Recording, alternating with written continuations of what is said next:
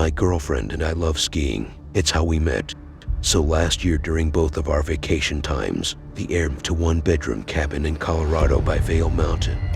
One of my friends told us getting a private cabin was a lot more cozy, peaceful, and romantic.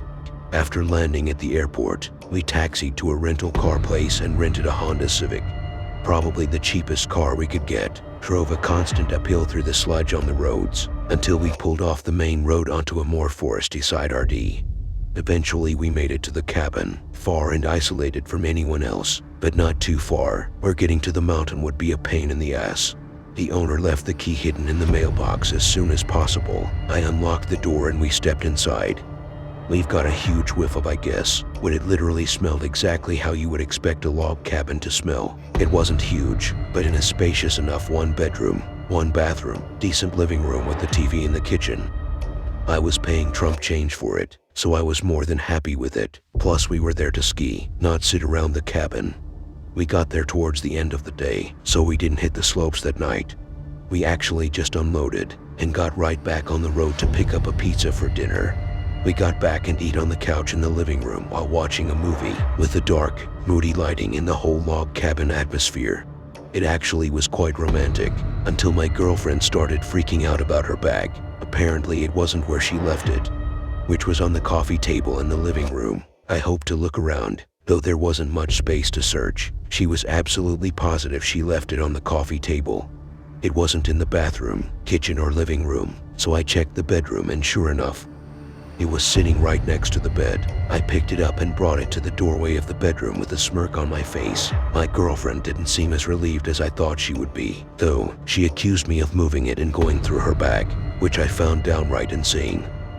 We had a bit of an argument until I convinced her that she in fact put her bag in there, and that she had just forgotten. We went back to eating and watching the movie, and we got over the argument quickly.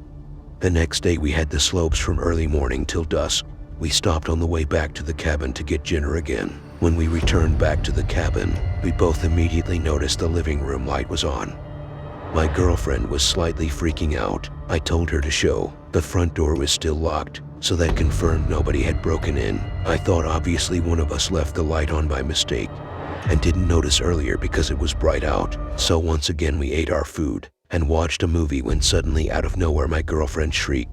I jumped up and looked at her. She had one hand covering her mouth, the other pointing at something on the ground. At first I didn't see it, but when I got up confused and moved closer I saw it. There was a pair of somewhat fresh boot marks in the rug in the corner of the living room.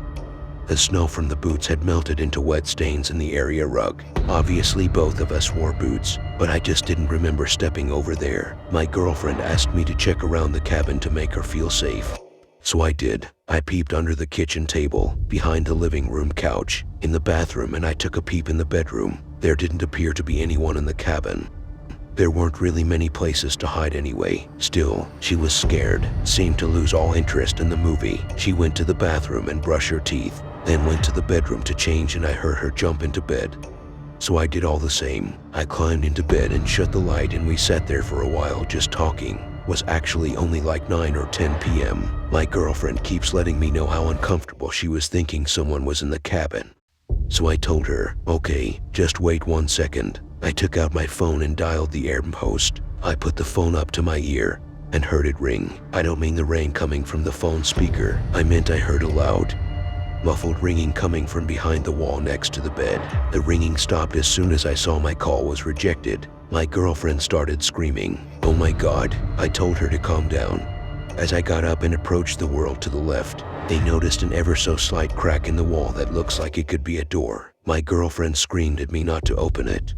I got myself angry, yelled, and pulled open the door. There I was, faced with a small hidden closet and inside a man hiding behind a cardboard box in the corner. It was the host, the owner of the cabin. I've seen his picture on the listing. Old man. I jumped and screamed in fear and shock when I saw him. But anger overcame me and I grabbed him by his shirt and pulled him out. I knew he looks creepy based on his picture. He had his hands up apologizing. I told him to shut up. I loved deeper in the closet and to my disgust found some of my girlfriend's underwear. Took way too long for the police to arrive, but he was arrested. We had to spend the rest of the night at a hotel. On the next day we went home. I requested compensation from Air, and it's a month freelancer refund me, but they eventually did. The story was so bizarre and disturbing, I don't even expect everyone to believe it when I tell it, but it was all too real.